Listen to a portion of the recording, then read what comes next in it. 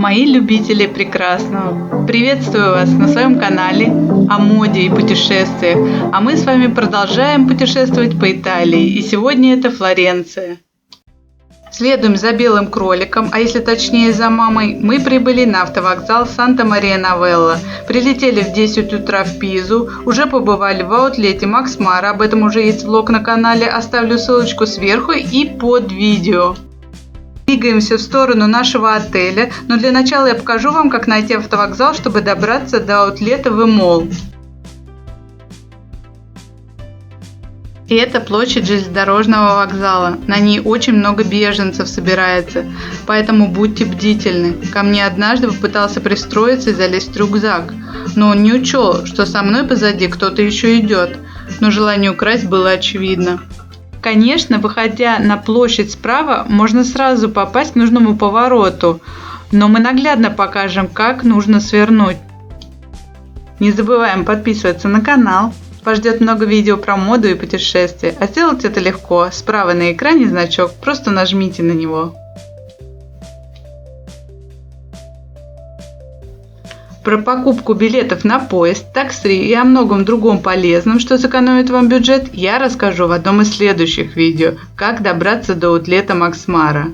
А под видео есть колокольчик, нажимая на него, и тогда вы не пропустите мои интересные и полезные новые видео. А это, кстати, я.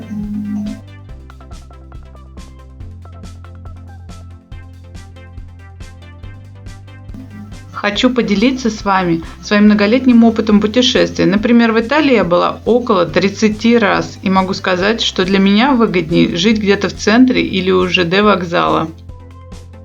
Особенно, если вы планируете много изучать, перемещаться в другие города или просто посетить аутлет поблизости. Почему это важно? У меня всего 3 дня на все, а постоянно кататься на метро до вокзала или центра – это время и силы, а они мне нужны, а время – это вообще самое важное. Ну и за проезд нужно вообще-то платить. А в центре, особенно если вы бронируете заранее, можно найти очень даже бюджетное жилье. Однажды я полетела одна на свой день рождения, а это уже традиция многих лет, в Рим. Сутки лил дождь такой, что я купила еще один зонт, так как мой сломал ливень стеной, да еще и с бешеным ветром. Утром, жаль, я не сфоткала, по городу просто везде валялись сломанные зонтики. Проблема была как раз в том, что я жила не в центре, в апартаментах. Ходила в соседний отель, чтобы мне вызвали такси. Можете себе представить, сколько я потратила на такси. До метро еще нужно было дойти, а что еще страшнее, я очень сильно заболела, и поэтому у меня просто не было выхода. Тем временем мы с вами дошли до автовокзала, слева внутри кассы, покупаем билет, говорим «Андата и ritorno», что значит туда и обратно, компостируем билет внутри автобуса с левой стороны и отправляемся навстречу новым покупкам. Автобус ходит каждые полчаса практически, расписание я вам укажу.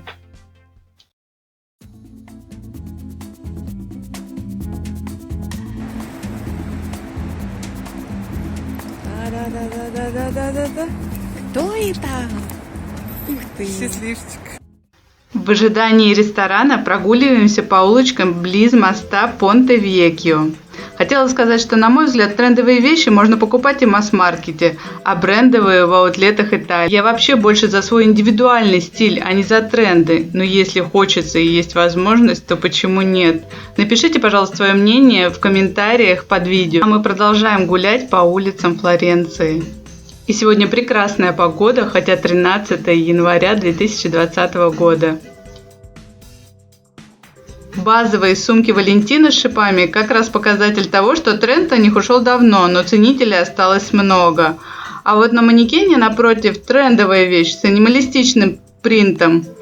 Даже Zara выпустила с точно таким же принтом, но в виде платья. Широкие ремни – это мега тренд сейчас.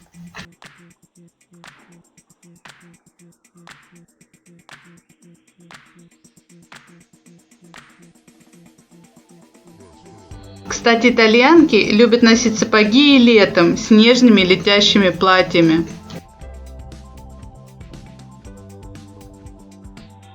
Обращайте внимание на местные бренды. Они в разы дешевле, а качество нереальное.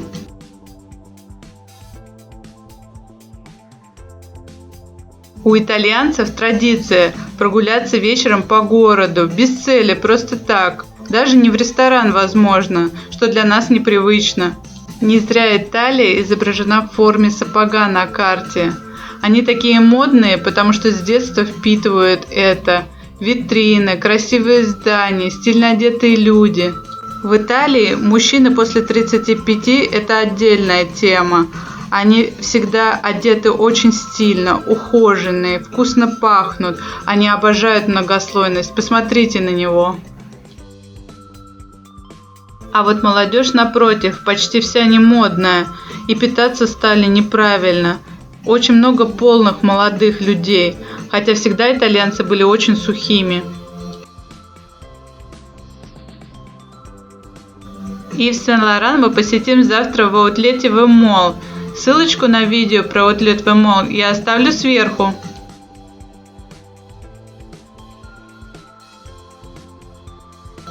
А еще хотела рассказать про самое любимое занятие итальянцев. Это рассматривание витрин.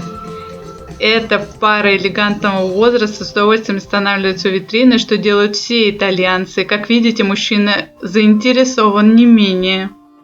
А даже, я бы сказала, больше, чем женщина.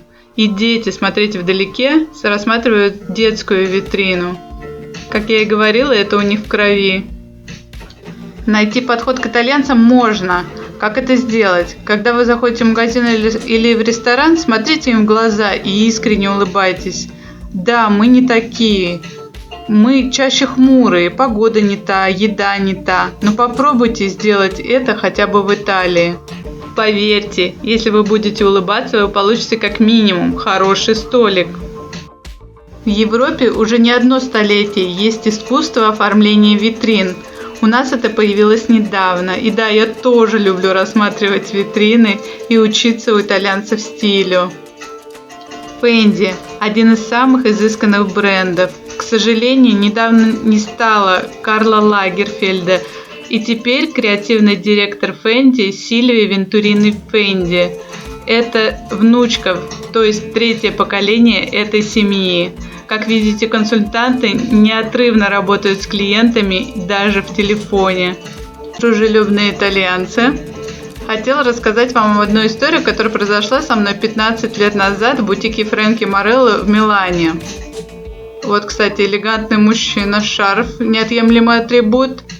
А еще главное для итальянцев – это идти за ручку, независимо от возраста.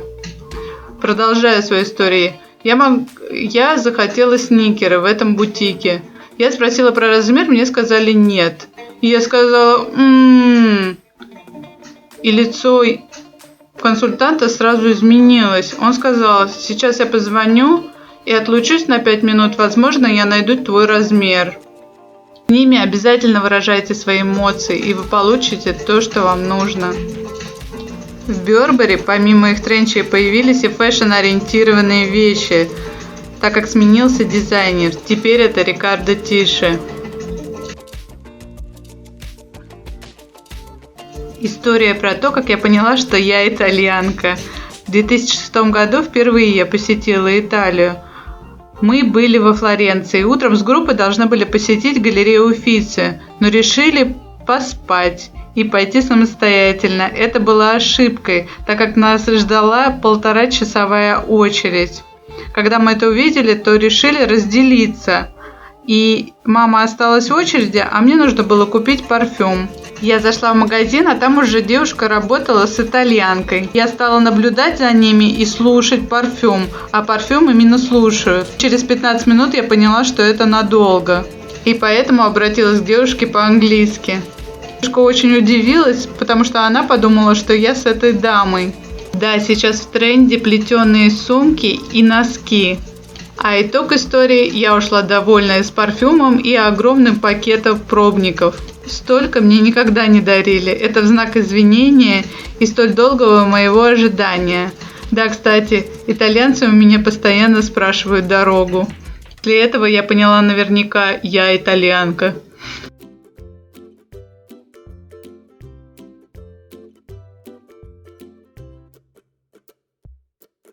Приятно смотреть на бурлящий город.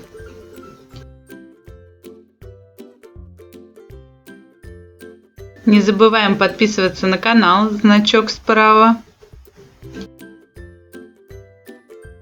Продолжаем рассматривать витрины. Немножко расскажу о мужской моде.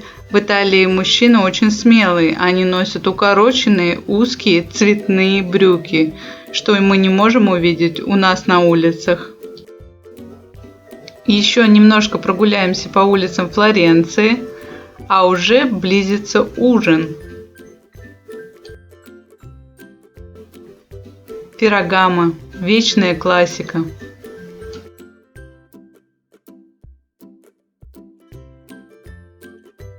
Не могла не сказать о шоперах, ведь они сейчас в тренде.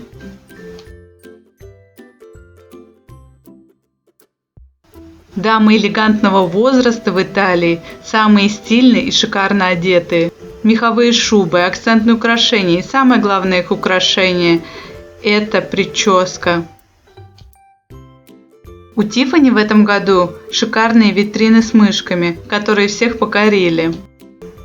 Для тех, кто мечтает об их украшениях серебряных или уже имеет, хочу рассказать, что серебро нерадированное, окисляется, поэтому при купании, особенно в соленой воде, обязательно снимайте.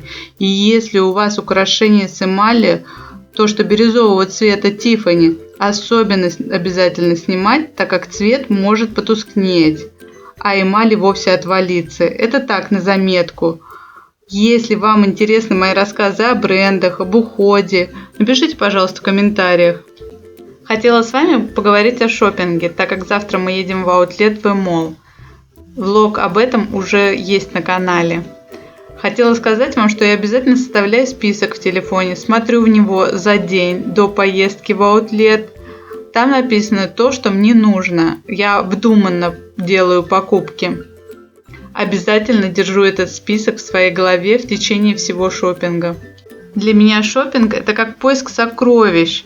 Важно найти недорогую, но очень стильную вещь. На мой взгляд, легко одеться на 2 миллиона, а вот найти обувь за 100, за 200 евро, а порой и за 70 – вот это настоящая охота. Это, кстати, мост Понте-Веккио. На нем находятся ювелирные магазины. Лучше купить немного, но то, что нужно действительно. Важно понимать, сможешь ли ты жить без этой вещи или нет. И еще, если я вдруг сомневаюсь, то я сразу говорю, что значит это не моя вещь, и я ее не куплю. А также нельзя ориентироваться только на цену, скупать, потому что это очень дешево. Так можно набрать кучу всего ненужного. Нужность, удобство, красота. Если вещь прошла по этим пунктам, то я ее куплю. Конечно, как и любая девочка, я покупаю то, что ношу очень редко. У меня это босоножки. От их шедевральности я получаю эстетическое удовольствие. И, наконец, мы в ресторане Иль Баретто. Это итальянский ресторан, но принадлежит он египтянам. Да, редкое сочетание, поэтому очень вкусно и необычно. Традиционно. Буррато с трюфелем, это я обожаю. Обязательно заказывайте столик заранее или приходите прямо к открытию. Ресторан небольшой, но очень популярный. Традиционно заказываю креветки на гриле. Всегда их заказываю, обожаю их. Но позволяю себе так наедаться только в Италии. Надо соблюдать фигуру, что делать. Часто, кстати, в многих ресторанах креветки на гриле не присутствуют в меню, но вы можете попросить их приготовить. Паста с морепродуктами – это было что-то. У них был селедочный какой-то соус необычный, сверху пармезан. Это было что-то. Обязательно белое вино. Хотелось заказать еще и еще, но желудок маленький. И, конечно же, традиционный десерт, уже обглоданный. Это меню, его вы можете найти на их сайте. Цены средние для Флоренции, сразу вам скажу, не маленькие, но для такого ресторана сойдет. После ужина надо обязательно прогуляться, насладиться красотой Флоренции, ведь завтра нас ждет чудесный шопинг. Мне было вкусно, красиво и тепло. Ведь я в Италии, что может быть лучше? Отель, скажу я вам, удивил. Много я видела отелей, очень разных. Но за эти небольшие деньги мы получили лучший, полноценный, разнообразный завтрак. Я была в шоке. Красивый дворик, прозрачный лифт.